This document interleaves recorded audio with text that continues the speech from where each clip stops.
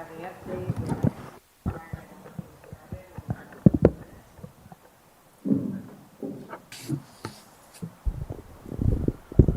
Hearing none, could I have a motion to adopt the minutes February 15th, 2022? So moved. Second, Second. all in favor? Aye. Against, same sign. Okay, the minutes are adopted. Next, we have a presentation and discussion on the city auditor charter recommendations that we heard at our last meeting by John Ohlon, Laura Baker, Morris, and of course, comments and recommendations by Commissioner. Thank you very much, Chair Bartley, and I'll just turn it right over to Laura, who has a presentation on the City Attorney's Office review of the recommendations, and obviously some recommendations based on those. So I'll just give it to Laura. Thank you, John, and thank you, members of the committee. So the City Attorney's Office took a look at the recommendations coming from the City Auditor. I just want to provide a statement right up front that everything that we're doing here is in terms of looking at the legal feasibility, and where there are some recommendations, we've made those in the slide for your consideration.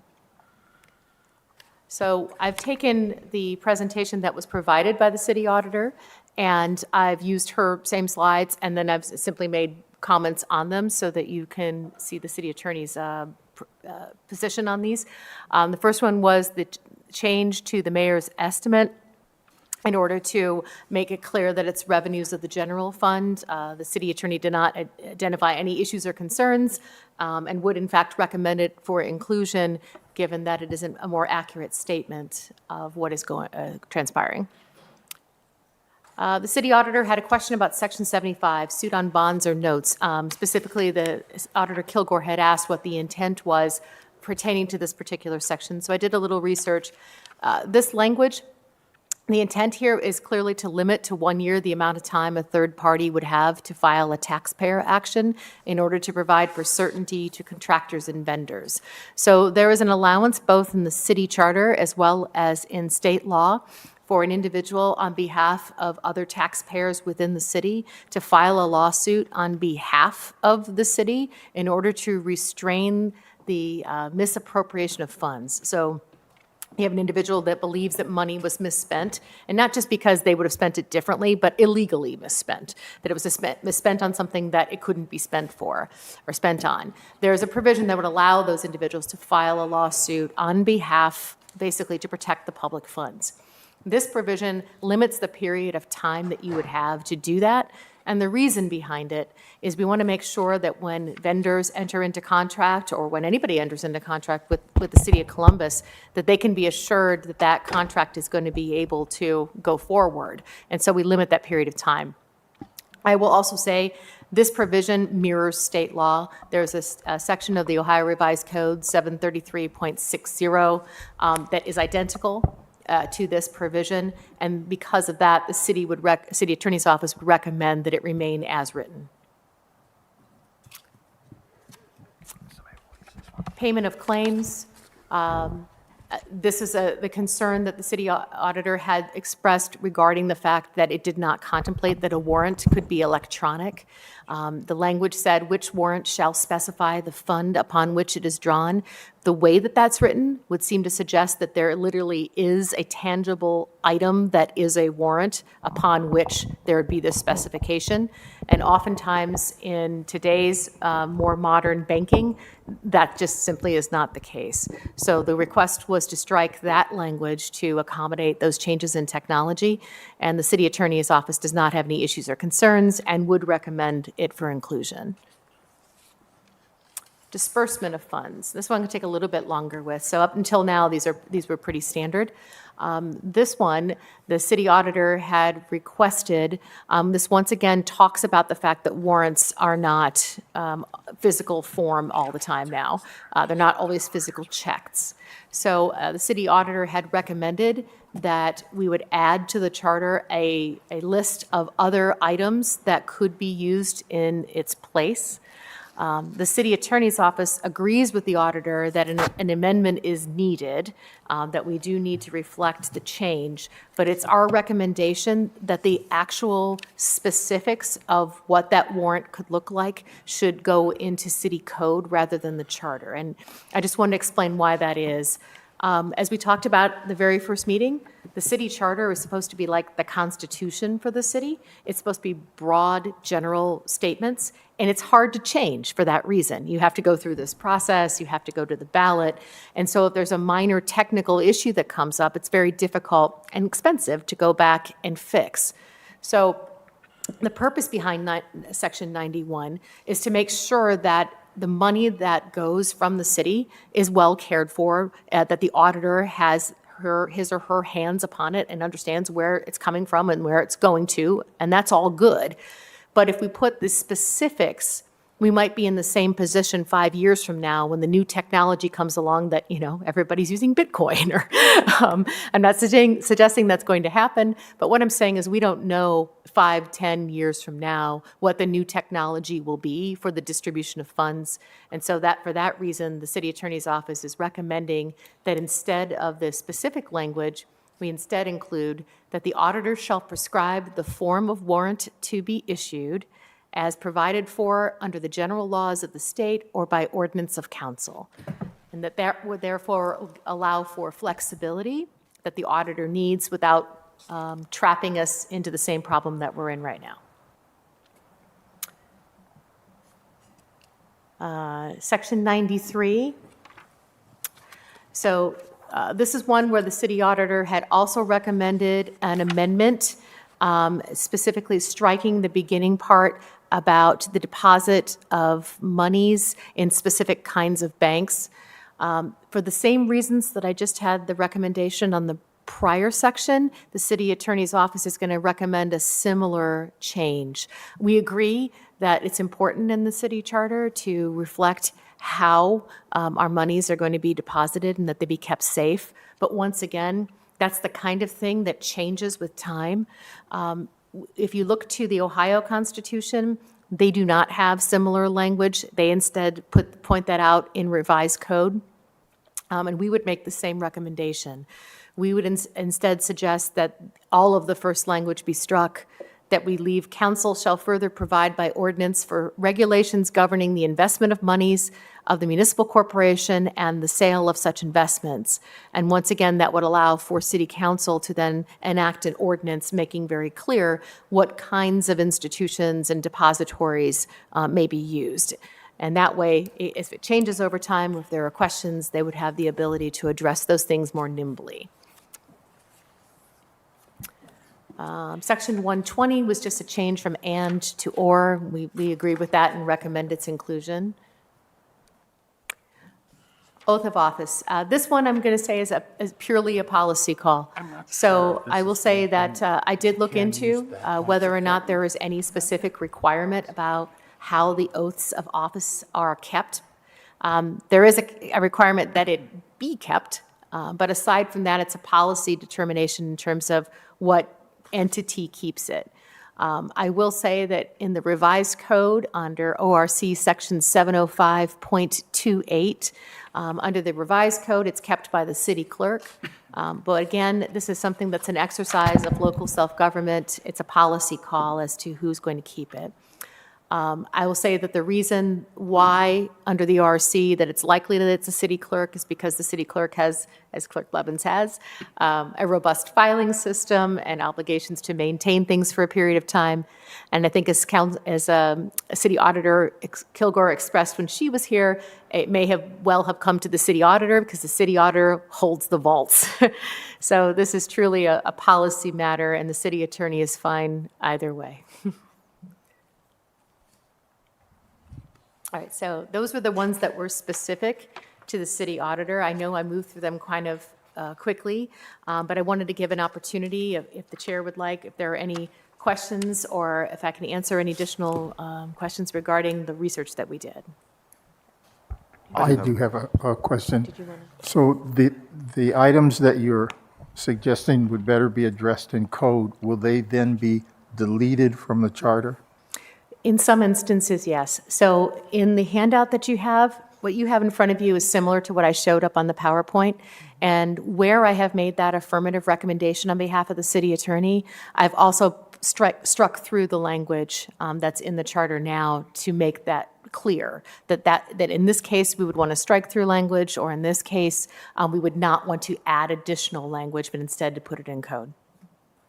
And I would also add to that, sometimes for charter amendments that are approved for the ballot and then passed, there will be legislative follow-up work by council and the administration to kind of add form to what may be kind of more broadly described in the charter. This happened with the past few issues that were placed on the ballot by the 2014 commission, where there needed to be follow-up code changes passed by ordinance by council. That happened within the next year or two after passage. So that's something that is considered by council after an amendment may pass. And that happened with the Civilian Police Review Board as well, where we had a charter amendment in order to place the fact of the Civilian Police Review Board and the Inspector General's office on the ballot, and then there was subsequent legislation giving detail in terms of what the duties would be and what the composition would be, and that would be the same kind of concept.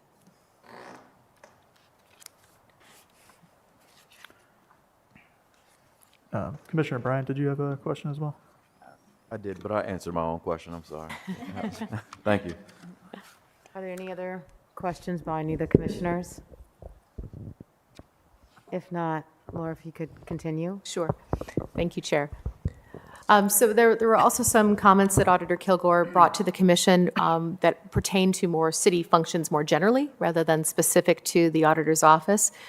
So I've made comments on some of them, and on some of them I've indicated that it's going to require a deeper discussion because it impacts more departments and it needs to be looked at more deeply. And that would be including the emergency measures. So Auditor Kilgore had asked about procurement and how we are currently dividing up our ordinances between emergency and regular ordinance, and about its potential impact for purposes of procurement. The city attorney would recommend a little bit of a deeper dive. This is going to impact a couple of other departments. An issue that has come up, that has been brought to the city attorney's attention, is that there will be times where a department needs to enter into a contract in order for that contract to move forward, but they need to enter on a date certain. So let's say they've come together and they've decided we're going to build this road, and we want to enter into that contract 30 days from now because that's when the financing is going to come through, is kind of an example. Under our current city code, we only have two real choices for how we're going to pass that ordinance. Either we're going to pass it and say, we're going to bring it before council, and if council approves it, and then the mayor signs it, it's going to go into effect in 30 days. Or we can say it's emergency legislation, and then we have to articulate why it's an emergency, why it has to go in emergency. If that happens, then it will go into effect immediately upon signature of the mayor, unless the mayor otherwise vetoes it. What we don't have is an easy way to say, hey, we want to pass this now, but we want to give an opportunity or a time for this to go into effect. And one of the examples of that was over the summer, we passed legislation dealing with the disparity study. Well, that was going to be a major overhaul of a lot of processes within the city. And it's a complicated way now that we would have to enact legislation. Instead of saying it's going to go into effect in 30 days or it's going to go into effect now, we want it to go into effect on a date certain in the future. So that's something I think we should also think about related to Section 22, but that impacts so many different departments that I think we want to take a little bit of a deeper dive.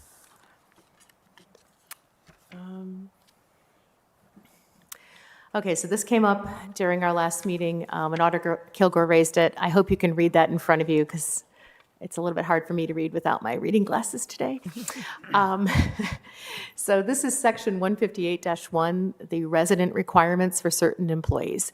And Auditor Kilgore had raised this as a concern because they're, particularly in the IT field, there might be individuals who have a certain level of expertise that departments might want to be able to bring on as employees that don't necessarily live within Franklin County or a contiguous county.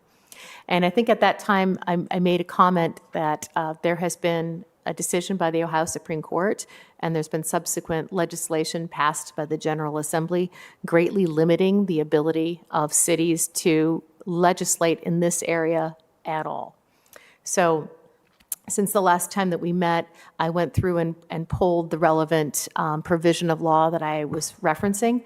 So the Ohio Supreme Court decision in Cleveland v. State, there were many, many cases called Cleveland v. State, by the way, but this specific one stated that the other provisions of the Ohio Constitution relating to workers' rights trumped the home rule provisions of which we talked about during our first meeting, such that this enactment by the General Assembly is going to override any city attempt to do something different. So the short version is, this provision I'm going to talk about is going to not only prevent us from doing something as Auditor Kilgore might have suggested in our charter, it's going to prevent us from enforcing what we already have in our charter. So ORC 9.48B1, and that's me squinting, states that except as otherwise provided in Division B2 of this section, no political subdivision shall require any of its employees as a condition of employment to reside in any specific area of the state, period. So that's the main rule, that's the general rule, that you can't require them to reside in any particular area of the state. There is an exception. The exception is in B2B, and that is to ensure adequate response times by certain employees to emergencies or disasters. The city may adopt an ordinance that requires any individual person employed to reside and who performs those functions to reside either in the county or in any adjacent county. So there is an allowance when you're talking about individual employees that respond to emergencies or disasters. That's not defined, but it is very much limited in its ability to require residency of any city employee to those individuals, and it's further limited that you can't say that they have to live in the city. You can just say they have to live in either the county that the city is located in, Franklin County, or an adjacent county. Making this a little bit more complicated because it wasn't complicated enough. As you know, the city of Columbus is not only in Franklin County. So one of the conversations that has occurred over the years is whether or not that last provision that talks about residing in an adjacent county would only mean the counties that immediately encircle Franklin, or because the city of Columbus is also located in, is it three now? Sorry. 3 counties that are already contiguous to Franklin County, if that provision would indicate that employees could live in a county that's adjacent to that county. That, to my knowledge, has not yet been litigated, but I wanted to put that out there. But at the end of the day, when talking about Section 158-1, I will inform the Commission that as written, it's unenforceable. And if there's a desire to make it tighter, we are going to be constrained by what's in ORC 9.48.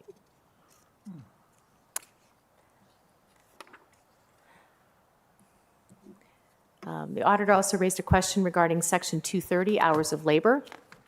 And I think at the time, I had forgotten this was even in our charter. But I did go back and look for it. Actually, this directly mirrors what's in the Ohio Constitution. So it's in Article 2, Section 37 of the Ohio Constitution. The only difference between what's there and what's here is the very last sentence. Our last sentence says, "The council shall by ordinance provide for the enforcement of the provisions of this section." That's honestly a language that is not necessary. We already know council is able to do that. But in all substantive respects, this is directly identical to the Ohio Constitution. So in terms of whether or not we should keep it, strike it, honestly, even if this commission decided to remove it, it's still going to be the law because it's in the Ohio Constitution. And for that reason, the city attorney's office's recommendation is to simply leave it in. Annual reports. This, once again, is a policy call. So as we talked about with the filing of oaths, there is a specific obligation under the revised code, section 117.38, for every public office, which includes a political subdivision, to file a financial report for each fiscal year. The auditor's office performs, and the finance and management department perform those functions on behalf of the city of Columbus. So that's the only obligation that's external to the city regarding end-of-the-year reports pertaining to financial matters. So the rest of this, in terms of whether or not it's desirable to have an annual report or not, is truly a policy call. Open meetings. I think this is the last one on here. We've referred to this a couple different times, and I'm going to say the same thing about open meetings that I said about emergency provision ordinances. This is something that honestly could be its own topic. It is definitely something I would recommend that the commission take a look at, but I think we need to come in and discuss the issues that relate to open meetings probably at another date and time when we can go into it a little bit more in depth. This is going to impact the ability to do virtual meetings, but there are also some provisions of our charter and our administrative code within the city that could be tightened up to make it clear to everybody what meetings are public, what are public bodies, and when do we have to comply with the rules. I think that's all I had, yes. So if there are any other questions or concerns about these matters?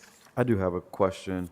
Yeah. It doesn't relate directly to Section 22, the emergency measures, but it just is more so for further discussions and further deliberations as it relates to the votes needed for passage of various things. With the expansion of city council, is that something that we would have to address here, or would that be a policy or a code change determined by another party? And I forgot to address it when I looked through the through the slides that were produced. Actually, that was amended. When we did the changes to bring in 9 council members, there was an amendment to this section, and they did make it 7 instead of 6. It's just that the slide had not been updated, and I should have updated it as well, but it is actually 7. Okay. And will we have, if we come in contact with that again, with the number being outlined, will we have Yes. to change that? That will be our responsibility or the response? Yes, in the event that it was not done previously, yes. And the problem with this is that most of the provisions that were enacted to go from being a 7-member council to a 9-member council went into effect when districting commission occurred. And so they're already in the online format because some of those provisions are active now. Some of them will go into effect in 2023 when they run for office. But this particular provision won't go into effect until those individuals who are running for the 9-person council are sworn in as council. Gotcha. And that's why it's not yet updated online, and that's why it was that way is only 6, because right now the current council is still 6. 6, okay. Yeah. Okay. I will add too that looking over the ballot issue that passed in 2018 to approve the districting process and the increase of the size of council, that it looked pretty well combed for changes for membership that constitute the majority, 2/3, 3/4, whatever is needed. But we could do a double check as well to make sure everything was covered. Thank you. Could I'll go back to the annual reports part of it. Sure. It ends by saying this is a policy call. So it's not a policy currently, or who would oversee this? How would this change take place? It currently is the policy. Section 231 is the current charter provision, and so that currently is the policy of the city to do it in that way. So to the extent that Auditor Kilgore has raised concerns about how the city is doing it, the ultimate determination as to whether or not we should or should not choose it is more a matter of policy rather than a legal matter. And so from the city attorney's perspective, we're cool either way. So nothing needs to be changed? It's It's- just the interpretation? It's certainly within the commission's decision if you wanted to make a change, but legally, I can find nothing requiring a change. And nor can I say that it would be legally inappropriate to change it. So It's basically within your call.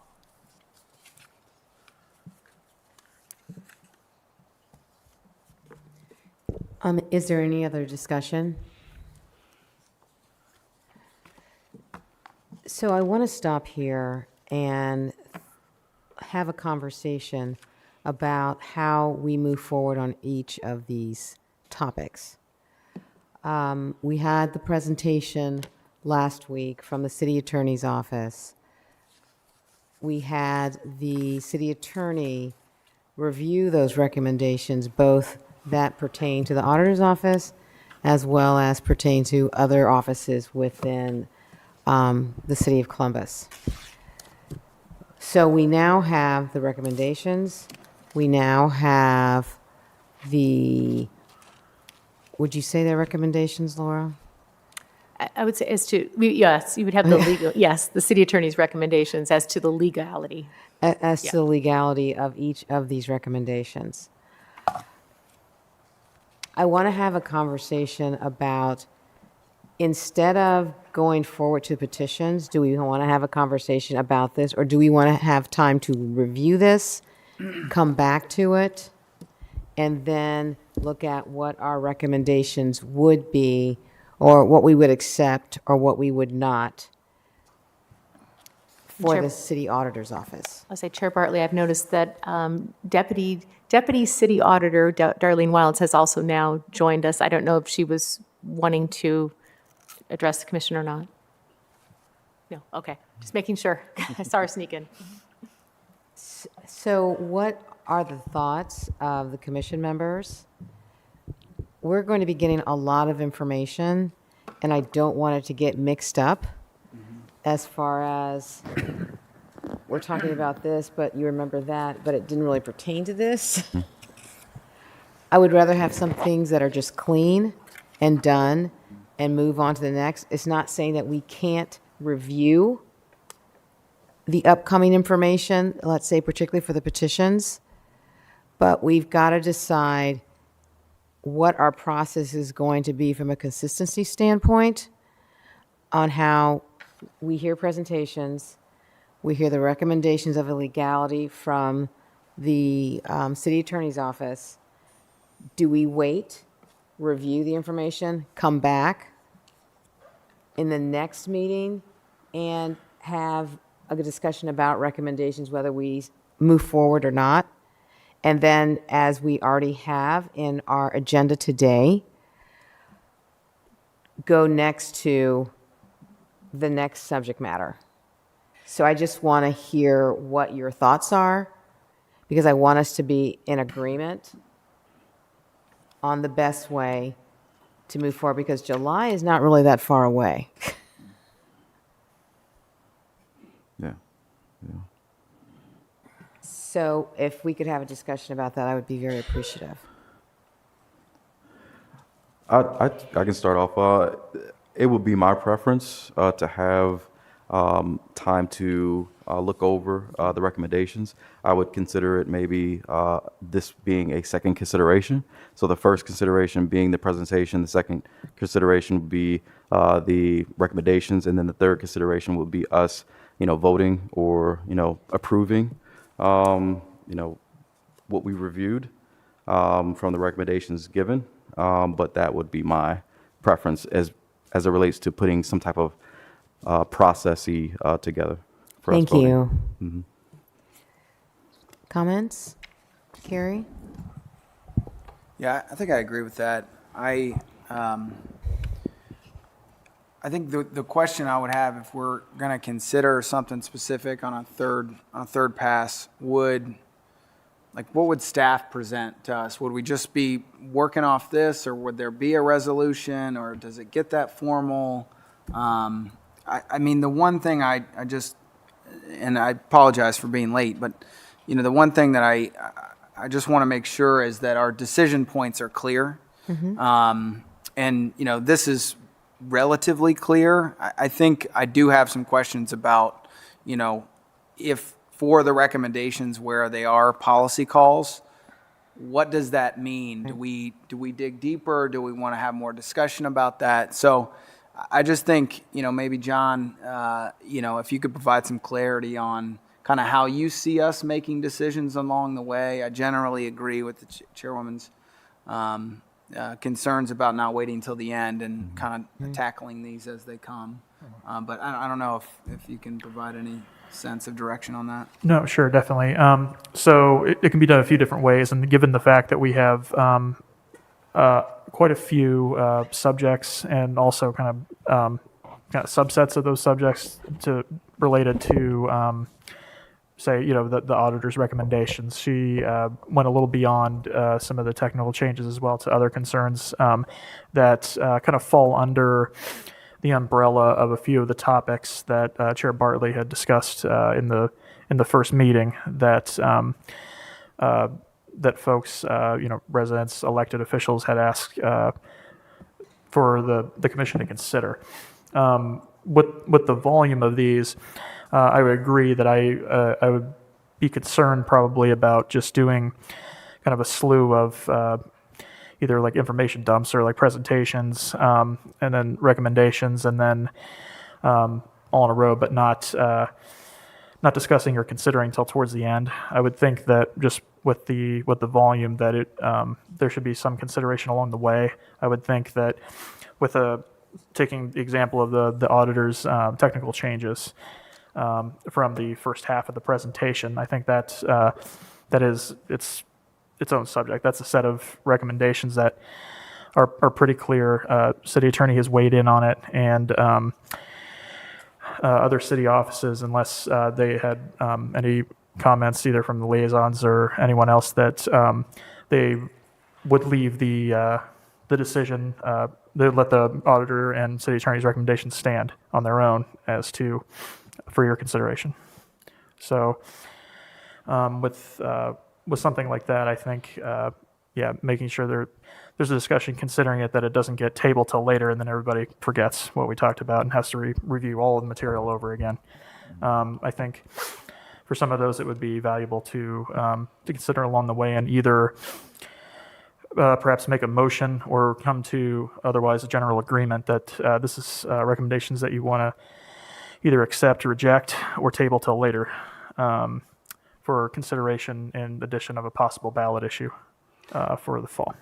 And Commission, if I may, I'd like to second what John has spoken on. So I know some of these issues, I think there's about 7 or 8 that we need to take a deeper dive into, will get a little bit more intricate, which will then call for more information to be shared and attached to some of this information. So I think that the original recommendation of possibly looking at what we can get agreed upon and then move to the next subject would be helpful, seeing that some of these I know will take several meetings to get through. And also I would add, like, taking an example for open meetings that the auditor raised. That was cited as a topic that would probably stand on its own towards the beginning, that we would take more of a meeting, more than just a small section of the meeting, consider at a future commission meeting. So from a process standpoint, we have been presented the existing language, suggested language. Is there some place that we could or should be going to find another alternative? Or are we choosing between either it stays the same or we follow the recommendation? So John, can you let us know what's been done in the past? Sure. For technical changes on practicality, it's usually if folks are presenting recommendations, then they have done the research and considered either from a practical standpoint or best practices what should be considered. And I would say if the commissioners wanted a bit more research or backstory into a particular change, whether it is falls into one of those 2 buckets for additional research, then staff would make the right contacts to find that information and get back with you. Okay. So I guess my question is this. The auditor presented us with recommendations that affect her office, but she also gave us citywide recommendations as well. So what is the appropriate, you know,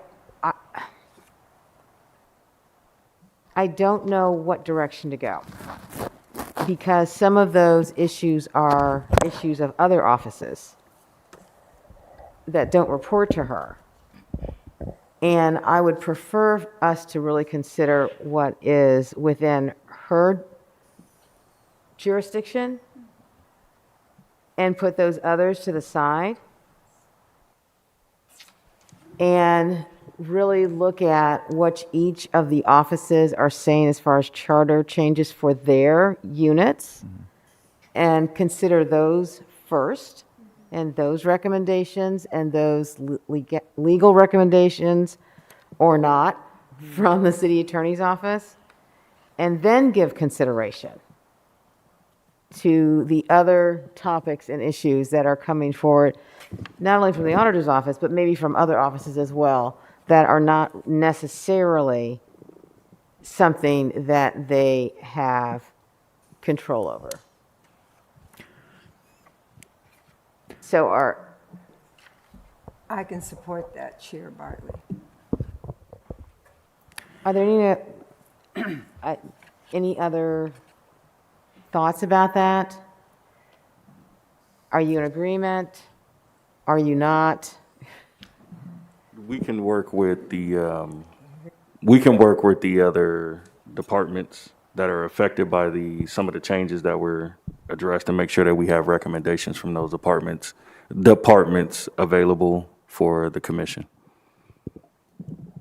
But how do the commissioners want to move forward on looking at this information as we get these presentations?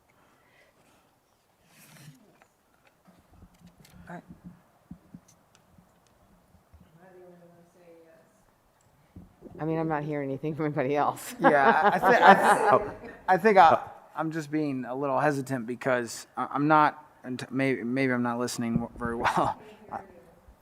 Sorry. I hate to keep doing that.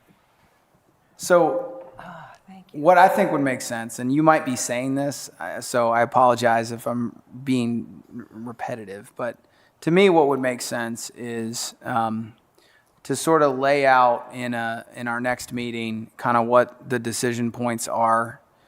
The technical recommendations in here, you know, just looking at the few that have been where it says recommend inclusion. You know, if we had those in a resolution or something to be considered at the next meeting, at maybe the top of the next meeting before we jump into the next topic, you know, we could potentially vote on those. Or I think maybe to your point, Chair, if there are areas that need other exploration, maybe, John, if you could lay that out for us and see what other departments were involved, and then we could kind of make a decision at this level to say, yes, we need some more information, we need to hear more from the other departments, or no, we're not going to touch that one, or you know, whatever the committee wants to do. So I don't know if that was what you were saying, and if it was, I apologize No, it for being is. repetitive. No, but, it is. It is what I was saying. Okay. I just don't want us to get caught up in the details, Yeah.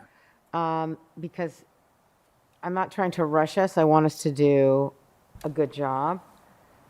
But there's going to be so much information that's going to be coming to us, and really want to focus on what our charter, what we were asked to do, and hearing the presentations from the different offices, and working and dealing with that, and these other opportunities that are recommendations that are being made by other elected offices that are not necessarily theirs. I'm not saying to discount them. But for me, they're not the priority right now. It's the 7 that we were given. We asked individuals within those departments to make presentations to us. We've got that process, that initial process down. Right now, as you've already said, Carrie, the next is the decision points. That there are no issues with, those are things that can be brought forward even in the next, I think, meeting for a resolution for passage by us. But those that need more in-depth information in the questions that we have, that you can research, John, and bring back, that would be helpful in us being able to move forward. Yeah, absolutely, Chair Bartley. That is the plan. So, yeah, for the any kind of movement on the discussion of the auditor's changes, I would probably recommend any short-term action have to do with the technical changes in the first half of the presentation. Assuming folks don't have additional questions on those or want any further information, we can also do that. But don't want to, wouldn't want to put it to a motion too quickly if anybody still had outstanding questions on those pieces. And for the others that merit additional research and that were going to be related to issues brought up anyway, that will come about in the later meetings. But I think after we have time to review the information that we received today, at the initiation of our next meeting, that's where the discussion will be. What is it that is agreed upon? And what are those things that we have more questions about? Sounds right. Okay, and so, as I said, I'm not trying to expedite it to the point that we're just making decisions. There are some things that are just, yes, let's move forward. And there are going to be questions that we're going to have after reviewing this information that we'll bring to the table next time we meet, and we can have that discussion about them there. And some of them may be resolved, but some of them may need more in-depth research. And the items that need additional research or that we have questions on, will it be essentially tabled for the next meeting? And then will that be categorized as like old business that we come back to? I would during believe that's what makes sense. Okay, I think from a Robert's Rules standpoint. okay. Could that be reflected in our agendas moving forward? Just so we keep track of what we're going to be discussing and so we're ready and prepared? Okay. Yeah, As definitely. old business and then whatever it is, okay. Absolutely. So as I understand it, the process would be that an issue would be raised or brought to us, and that we think that the technical issues we could vote on right away at that particular meeting. And then if an issue affects another office other than the presenting office, we would give it to the individuals in that office to evaluate and come back to us. And that we would table until we got that information. And then any action, does it require a second and a third reading? And so any motion you would take to accept a recommendation or choose to table or reject or anything like that would and that would stand on its own, at least unless you tabled it till later and chose to vote to recommend to put it in a final recommendation or final reports, then yeah.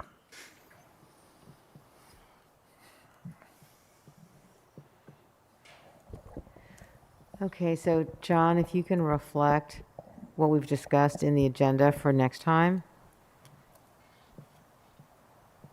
Absolutely. Okay.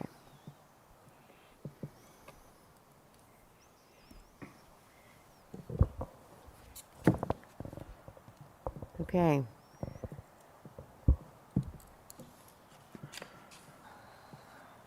So next, we're going to have a presentation on the initiated petition process and self-dealing efforts at state and local levels.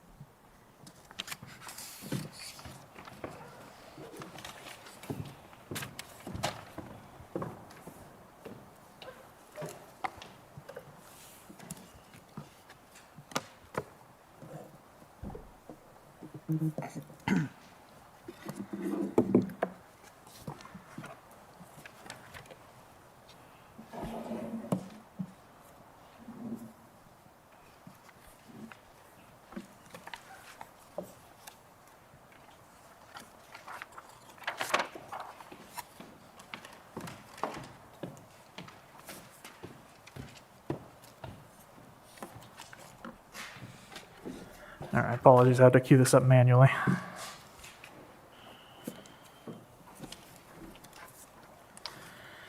So to kind of start a discussion about one of our larger topics, which would be looking at self-dealing and efforts such as issue 7 from last year, I wanted to just give some background information on how our initiated ordinance and charter amendment process works currently in the city charter, and then what some of the efforts looked like last year from the Pro Energy Group to get an initiated ordinance on the ballot. Just a high-level background, with the intent being to continue this topic at the next meeting with more in-depth presentations from several folks, including City Attorney's Office, former Representative Mike Curtin for some background on his work at the state, and members of the administration as well. So just some background. Let's see. So just an overview. We have a process for citizen-initiated petitions that can get either ordinances or charter amendments on the ballot. I'm going to stick pretty much with just the ordinances and amendments for now. So the sections of the charter that pertain to initiated actions by petition are section 42, covering petitions for all these actions, initiated ordinance, referendum, recall, and charter amendment. Section 43, initiated ordinance, 44, referendum, 45, charter amendments, and 46, the recall. Focusing on new code and charter. All these sections were updated as a result of the 2014 Charter Review Commission's work that did an overhaul of this process to make it not only more accountable, but also more closely mirror the Ohio Revised Code. So Section 42, petitions. Section 42 establishes guidelines for petitions themselves to be used to initiate ordinances, charter amendments, recalls, and referenda. It requires the city clerk to produce petition templates for those that wish to initiate one of the aforementioned actions.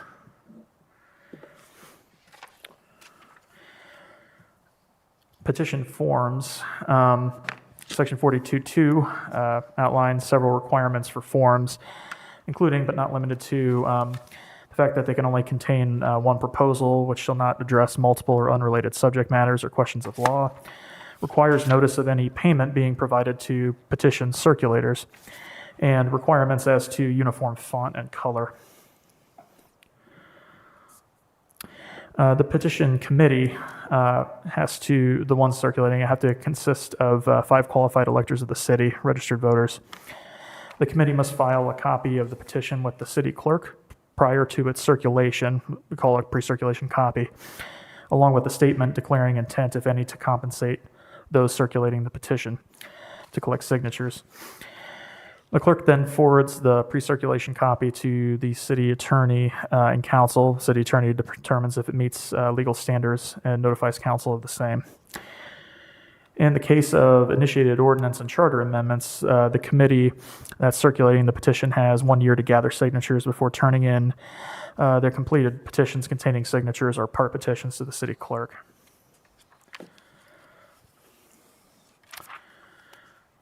A petition shall be withdrawn from consideration by the city if the petition committee submits written notice to the clerk of withdrawal.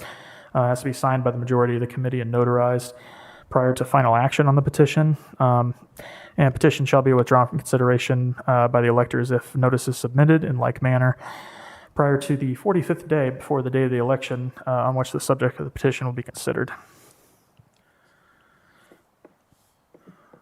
Within 10 days of the clerk receiving the part petitions, clerk shall have copies made of the petitions and submit those to the Franklin County Board of Elections for validation of signatures, and to the city attorney To, again, determine legal sufficiency, in the case of a charter amendment, the clerk takes the same actions forthwith, which is, actually, I was going to toss this to Laura real quick to maybe just give their thoughts on the term forthwith, because it is used quite a bit in here. And some folks often have questions about how fast does that mean. So I didn't know if you wanted to.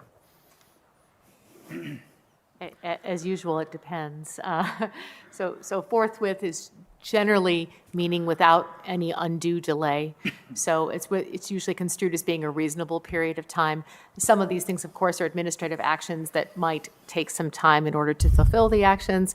And so Clerk Blevins has developed processes and procedures by which she goes through every one of these steps. And as long as she's moving diligently through them, you've got yourself a forthwith. Thanks.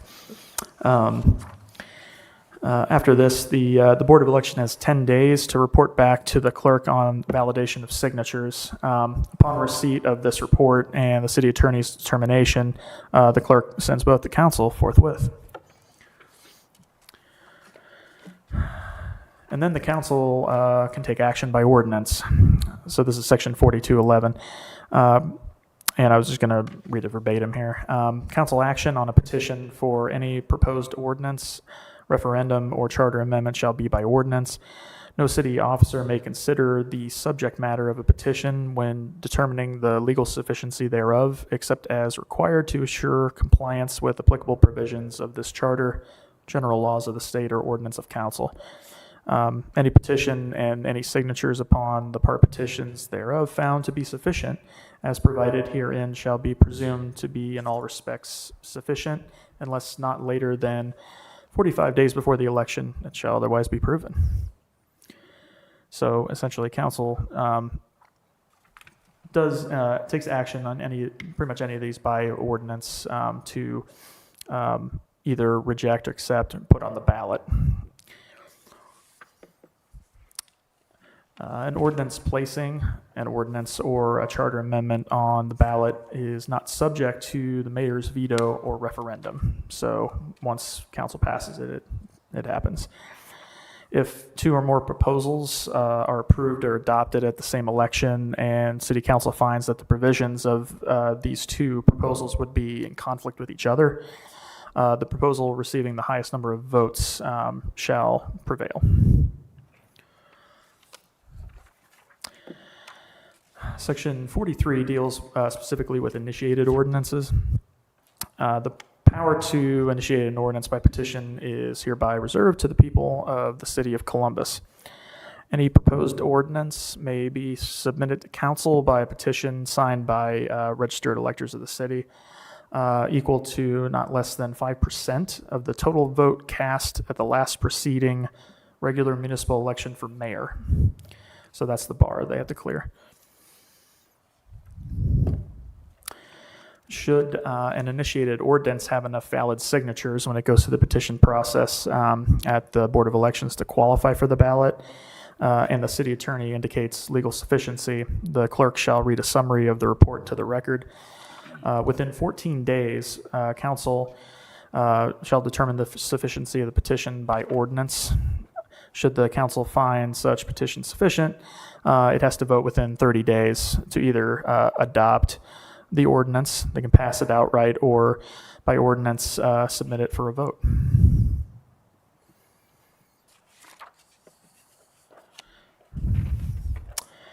So the proposed ordinance shall be placed on the ballot of the next regular municipal election. This is primary or general. If one occurs between 60 to 120 days of council's, the ordinance to place it on the ballot is passed. If no regular election happens in that period of time, council can or shall at its sole discretion order the ordinance to be placed on the ballot for either a special election or at the next occurring regular election to a little further down the road. So, for example, I know what we're considering here are going to be amendments to the charter, and I'll get to that in a bit, but it still has the same 60 to 120 day window. Which is why we highlight July 25th of this year as the target date for council passing any ordinance that would accept the recommendations, any and all recommendations of this group to place on the ballot. That meeting would occur, if I'm remembering correctly, about 106 days. So within that time window, prior to the November election. So we would be within in that appropriate window to be on the next regular municipal election.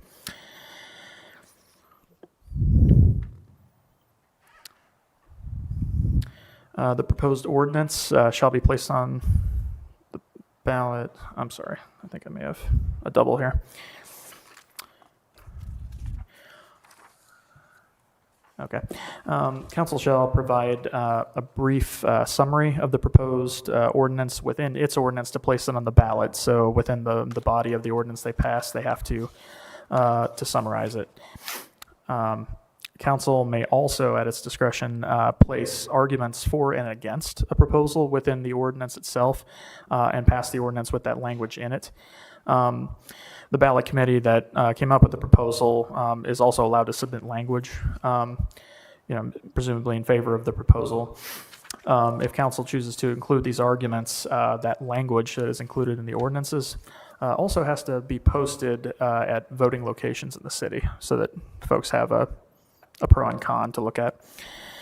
If proposed ordinance be approved by the majority of the electors, it becomes ordinance of the city at the time either fixed therein, so at the time declared in the proposal or upon the completion of an official canvass of the election, which comes a little ways after voting day, so December if it's a general election, or whichever date is later. Section 45, charter amendments. This follows largely the same path, but with a few caveats. It's a little bit steeper climb to get one of these on. So, proposed amendments to the charter can be submitted to the ballot by the 2/3 vote of council rather than just a majority. That would be 5 votes currently, and 6 votes after the 2023 elections when we seat 9 council members. And such a submission for the amendments would be by ordinance as well. Proposed amendments to the charter shall be submitted by the council forthwith upon a petition signed by the electors of the city equal to not less than 10% of the total vote cast at the last preceding regular municipal election. Upon receiving the report from Board of Elections of enough valid signatures, the clerk will read the report into the record. Council shall forthwith determine the sufficiency of the petition. Should the council find it sufficient, shall forthwith, by ordinance, provide for the submission of the proposed charter to a vote. The proposed amendment, much the same as before, goes on the next regular municipal election if passage of the ordinance was between 60 to 120 days prior to the said election. What's different with this one, though, is if no regular election occurs in that time frame, we have to hold a special election, essentially. Council has to call for it and place that issue on. This did happen in 2016 by initiated charter amendment.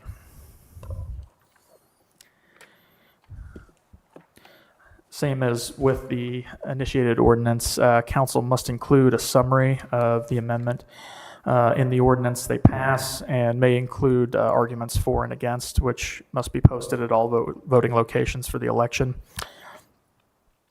And again, like the other one, if it's approved by a majority of voters, it'll become part of the charter at a time fixed in the proposed amendment or upon the completion of the official canvass, whichever is later. So I know I just went through basically just a few sections of the charter specifically, but did anyone have any questions on that one before I moved on? I do have questions. Just one question regarding literature being posted at all voting locations. Is there any specificity of where this language needs to be posted inside a polling location? Not to my knowledge, though, it's something I can research and get back to you. But I think as long as it's posted within the location where the folks are actually casting the ballots. Laura, I didn't know if you. And does that know or not. infringe on any type of state law at all with respect to literature being placed? I don't believe it violates the, I know what you're referring to.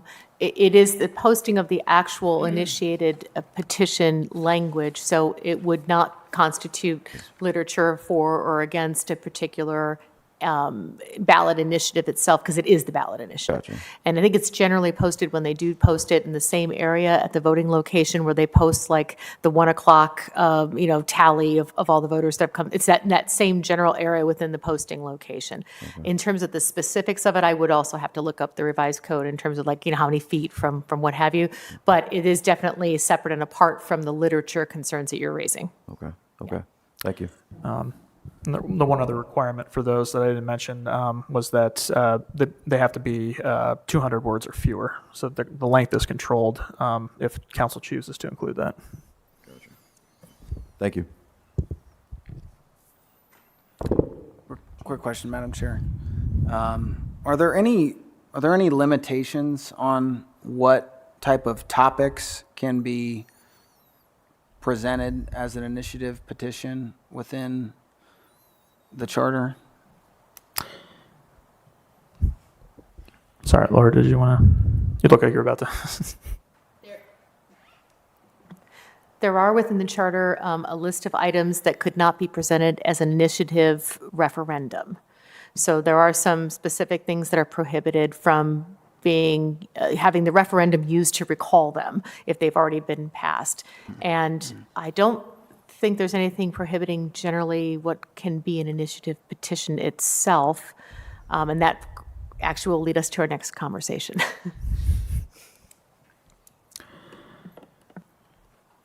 One quick follow-up, and maybe this is for the next conversation, but in terms of the process that you just outlined, how much of that process is limited or affected by state law, and how much latitude does the charter and the city have to change the process? So if you're talking as to the substance of the fact that there is an initiative petition, the fact that there is a charter petition, that is largely going to be controlled by the Ohio Constitution and some aspects of state law. If you're talking about process, then the city has more ability to control some aspects of the process. But once again, we would also potentially run up against some of the voting rights requirements that the city needs to be cognizant of in terms of timing and how elections are going to be held. So it's always a matter of it's the difference between what is a substantive requirement and what is a procedural requirement, and then what is the impact if somebody fails to follow same. So where you're talking about procedural requirements, that you have to have a certain percentage of voters that have signed it, that are electors, that are, turned in within a particular period of time, those things the city's going to have more ability to weigh in on in its charter provisions, and through its home rule is going to be able to control some of those things.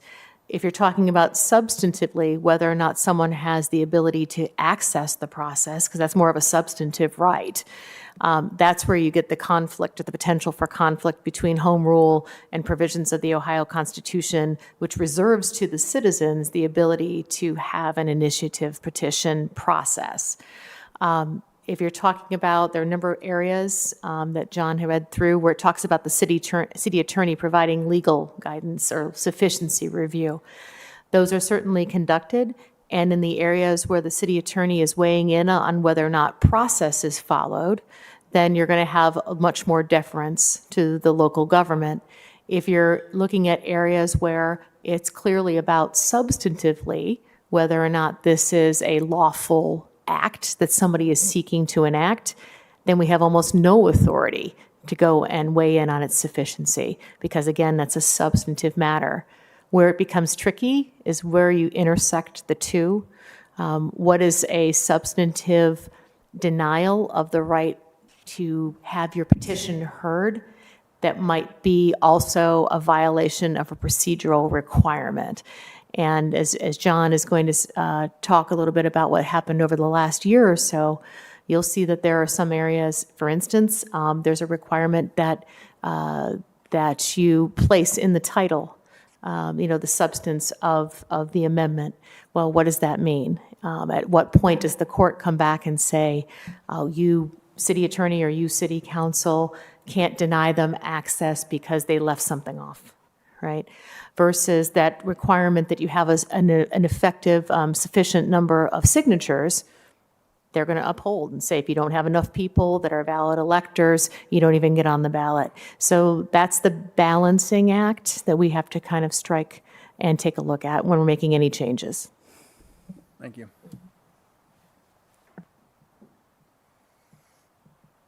Any other questions on that one? If not, I ask sure. that in the future, when you have these types of presentations, that we receive this information ahead of time to just kind of review. So therefore, we can have substantive type of conversation, because it's hard just to hear it now, and then have questions. I would just like us to have maybe briefing packets prior to the meetings, which have the agendas, have any information you believe we need to read ahead of time, because, and then in your overview, if you could just give us summarizations, and if we could, I think from there we'll be able to have conversations and questions, and be able to move us forward. Okay, it's just things I'm thinking about as we're going through this process, as we're all learning.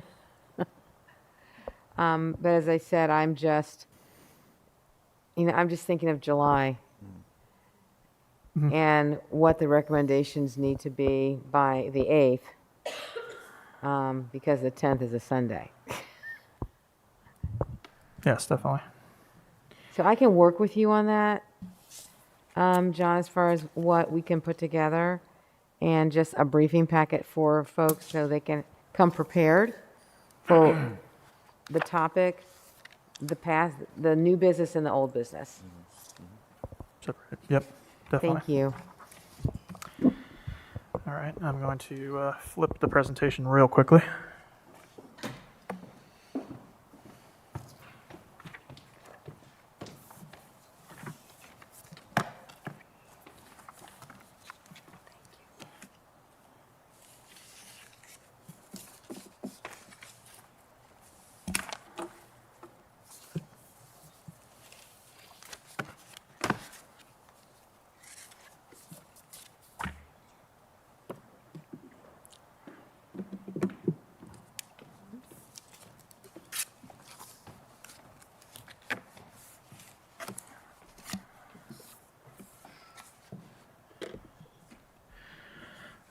Okay, so this is just kind of a 50,000-foot view of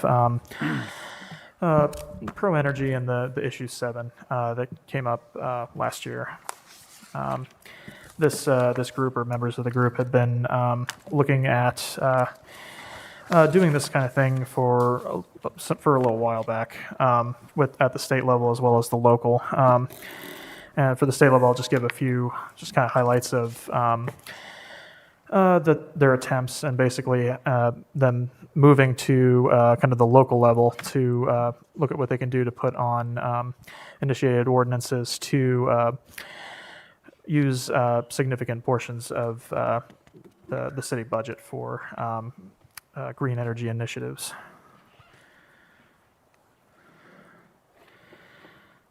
So Pro Energy, this group generally had attempted to change the Ohio Constitution and require the state to issue $1.3 billion annually in bonds for 10 years, for a period of 10 years for wind, solar, geothermal, and other energy projects, with about $65 million per year set aside for what they called operational expenses.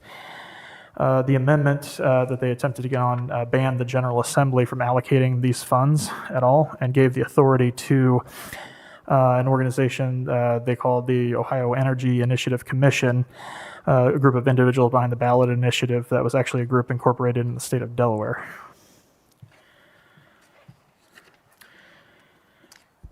And John, when So- I'm sorry, John, when you refer to the General Assembly, are you referring to City Council? No, state. The state? Mhm. Okay. Yeah, this was an effort at the state level first. Okay. Thank you. Sure. So just a quick certification process overview of what they needed to do at the state. ProEnergy would submit 1,000 signatures with the text of the proposed constitutional amendment to the Ohio Attorney General's office. Attorney General then must determine whether the amendment is, quote, fair or truthful within 10 days. If so, the AG then submits the proposed amendment to the Ohio Secretary of State and the Ohio Ballot Board to determine whether the amendment contains only one proposed constitutional change, this in accordance with the Ohio Revised Code. And though ProEnergy managed to advance past the initial certification process, they failed to place the amendment before voters in all of their attempts, which totaled 4 or 5, really depends on what you're counting. The main procedural hurdles that hindered them from advancing the amendment included the total number of signatures on the petition having to equal 10% of the total vote cast for the office of the governor at the last gubernatorial election. The Secretary of State may not accept any petition for filing which doesn't purport to contain that amount of signatures. 10% of the vote cast typically equates to more than 300,000 signatures. In some cases, can be a lot more. The signatures must have been also obtained from at least 44 of the 88 counties in Ohio. From each of these 44 counties, there has to be signatures equal to at least 5% of the total vote cast for the office of the governor in that county in the last gubernatorial election. So they were having issues with that. The group attempted and failed 5 times to get their proposal in front of voters, typically for lack of valid signatures.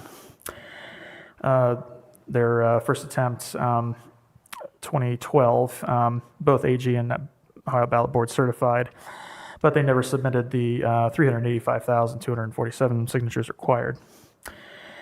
Second attempt, certified again, and revised ballot language was submitted to the AG requiring 1,000 new signatures be submitted. However, they fell short of that.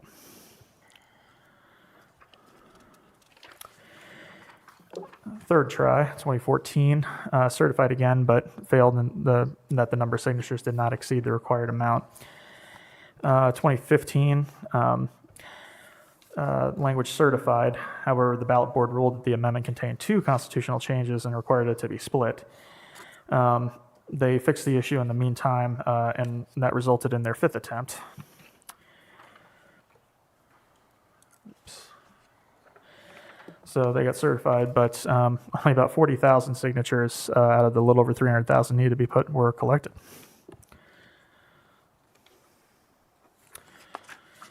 So ProEnergy started their first effort to get on the ballot locally in the city of Columbus 2017 with a petition for an initiated ordinance rather than a charter amendment that would use $57 million of the city's budget to subsidize clean energy efforts in the city. It's less difficult to get this initiative on the ballot at the local level just because of so many fewer signatures are needed. In this effort, though, they didn't submit any signatures within the allowed time frame. In 2019, though, they submitted a new pre-circulation petition with the clerk, this time with $87 million in asks from the city budget. There were issues with the petition as to form, however, and it was found not legally sufficient. A third attempt in 2020 was also found not sufficient. However, ProEnergy sued the city for refusal to place the ordinance on the ballot. The case ended up at the Ohio Supreme Court. In April of last year, the court decided 5-2 that it would accept their claims and require council to, quote, find the petition sufficient and proceed with the process for initiated ordinance that we have outlined in the charter. Council then passed ordinances to find it legally sufficient and placed the proposed ordinance on the November 2021 ballot, where it was assigned as issue 7. So I included in your materials here too just the actual ordinance language, but to summarize what the thrust of their effort was to use $87 million for green energy efforts. This would include an energy conservation and energy efficiency fund for $10 million, clean energy education and training fund for $10 million, minority business enterprise clean energy development fund for $10 million, and the main chunk, $57 million, Columbus Clean Energy Partnership Fund for subsidies to electricity customers. There was a concerted campaign against issue 7 with little to no effort really to promote the ordinance from the proponent side. Mayor Ginther, council members, other electeds often cited the detriment the ordinance would be on the city budget, as the proposal was more than the yearly budget for the entirety of Columbus Public Health and some other city departments. Various community stakeholders, environmental groups, media outlets such as the Dispatch, as far to call it a scam that would seize city tax revenue for a plan with a few details. November 2nd, issue 7 was defeated resoundingly. So even, especially considering recent issues that, kind of an overwhelming vote was considered something in the yeses of the 70s, or noes of the 70s. This one was defeated 86-13, essentially. Pro Energy, however, has actually already filed a pre-circulation copy for another initiated ordinance that presumably is in circulation now. And that was a very just quick overview for that, though. For the next meeting is when we intend to dive a bit deeper into the weeds, and you'll have more research material to go through ahead of that meeting for sure, and then listen to presentations from a few other folks on their efforts not only at the state but local level, and proposals on what action can be taken within the charter or to be considered by the commission. John, thank you for the presentation. Are there any questions of John? John, can you talk a little bit about the the court ruling? What happened? What was the sort of deciding provision that council first rejected, the court then overturned and opened the door for these guys to get on the ballot? You talk a little bit about that? Sure. I might ask Laura to comment a little bit, since it had to do largely with the city attorney's determination of sufficiency. Yeah.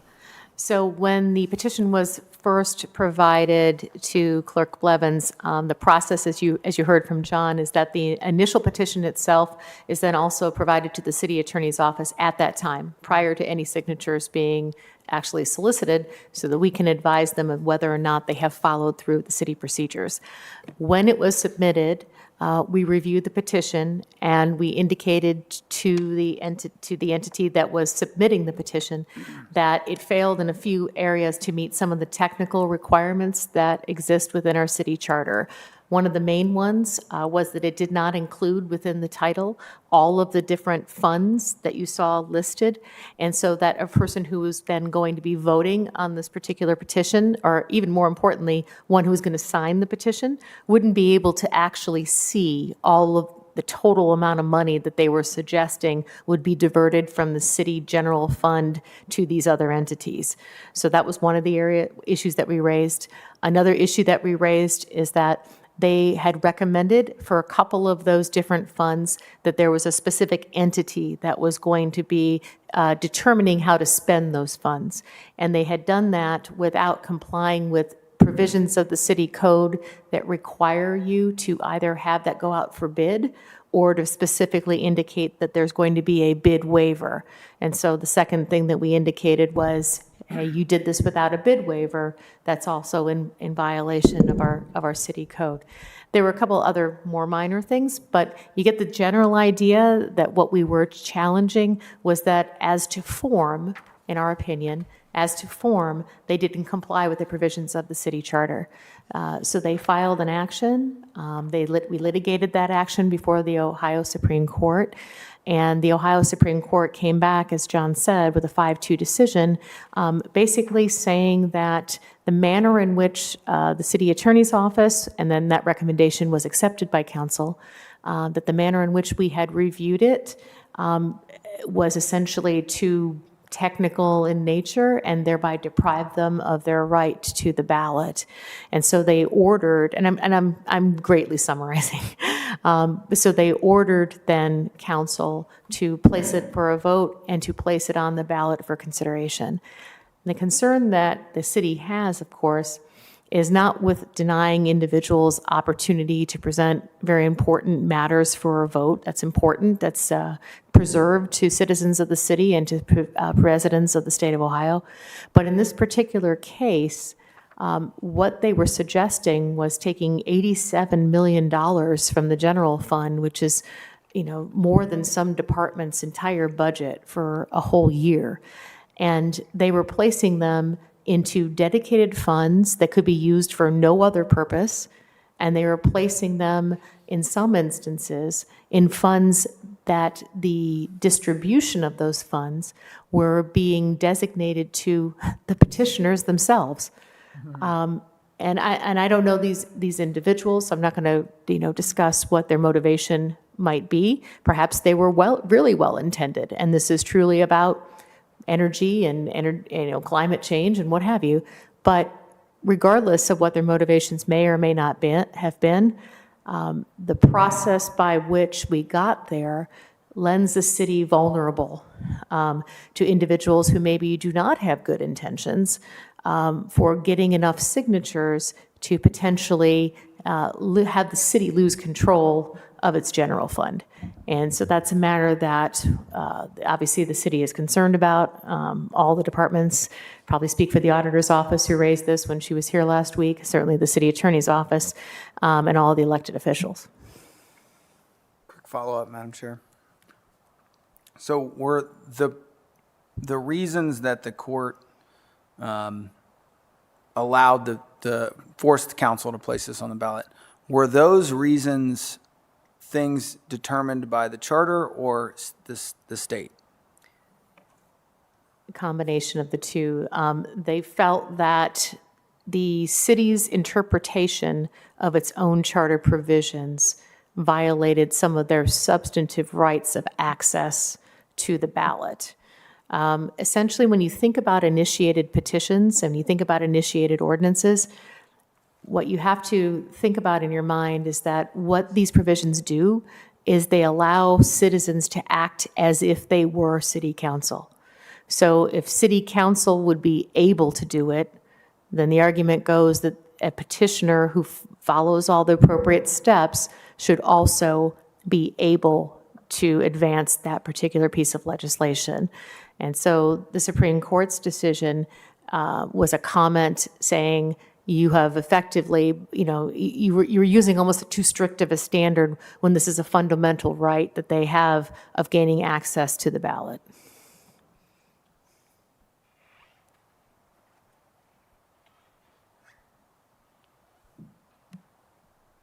Any other questions by other commission members?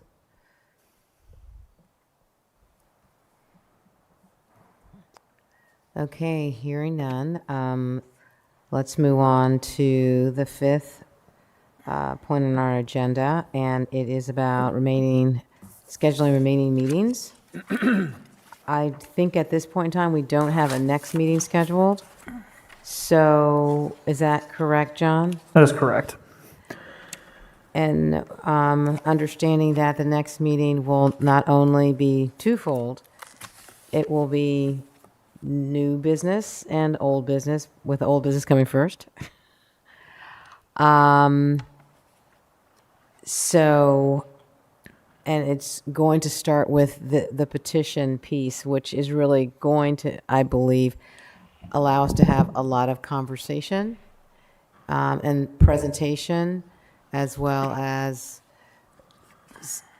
the questions that Carrie has asked thus far. I think that there will be more so as we move through the presentations. Again, will we receive that information ahead of time, so we'll have the opportunity to review. But what I'd like everyone to do is, I know my assistant, Stephanie Shoemaker, has been sending out emails and requesting information as far as availability. If you could get that, I know everyone and all of us are really busy, but if we can get that information to her, so therefore we can have consistency in our meetings, and not have to necessarily have to go through each meeting to get to the next meeting, I think that that would be helpful. I think this time we do need to get to the next meeting. I believe that there was a date that we were asked to consider, and that may have been March 23rd. Yes, initially March 16th, but there were some conflicts. So we wanted to see, to establish here if folks are available for the same time, the 3 to 5, a week later on March 23rd. You know, understanding that this is vacation time and it is spring break, it is probably going to have some difficulty.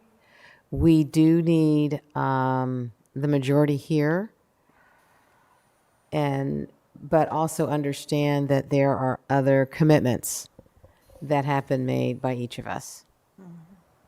So if you could just send Stephanie what your availability from a 3 to 5 is. Is it when is Easter? Easter, the third Sunday in April, I believe. Okay. So that'll probably be an issue too for individuals who have children who may be going out of town on vacation. Yes, and I want to say thanks to everybody who had submitted their availability so far. It didn't look like we have too many issues down the road, and I know there was a selection of dates scheduling out for the rest of our time through to July. But with the conflict coming up for the next date, if folks know now if they're available for the 23rd, we could put that down. So John, you are, Yeah, if folks just- have the availability, Yeah, yes. they have availability.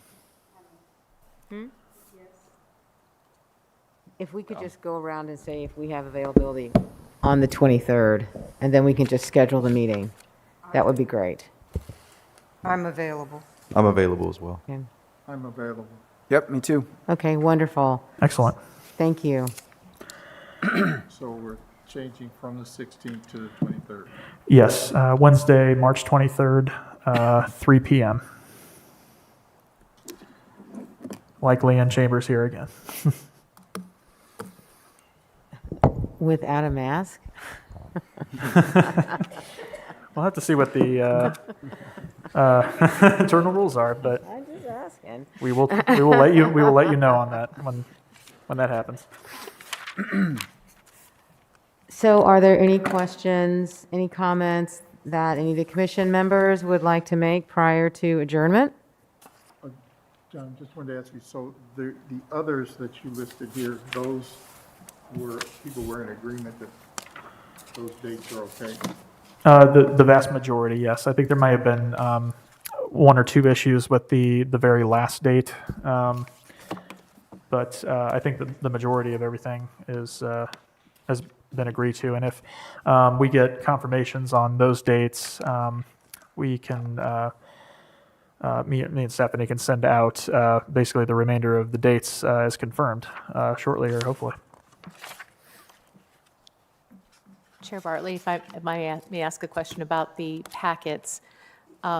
Obviously, we want to make sure that we prepare and provide those. And obviously, with this one coming up, we're going to be submitting something related to it. What would be a sufficient amount of time for the members to have that in their possession that will also allow us the time to get it done? this is an expedited process. Yeah. So I'm not looking at a week ahead of time, but I would like at least 3 days ahead of time. Okay. I think that that is sufficient to give commission members the opportunity to review the information prior to the meeting. Okay. Thank you. But are there any other suggestions or recommendations? Okay. So essentially that would be maybe the Monday before our meetings if we're having these meetings on Wednesdays, I believe. Those were the projected Yes. days, I believe. So probably have the information by Monday. I would want them that and week. you to have the information by at least noon on Monday. Noon. Okay.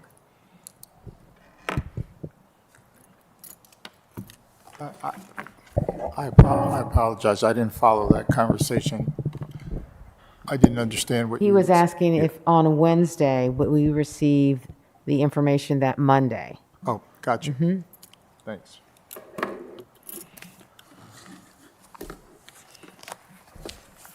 Any other questions or comments? By commission members, by staff? Okay, hearing none. Could I have a motion for adjournment? So moved? Second? Second. All in favor? Aye. We are adjourned, and thank you.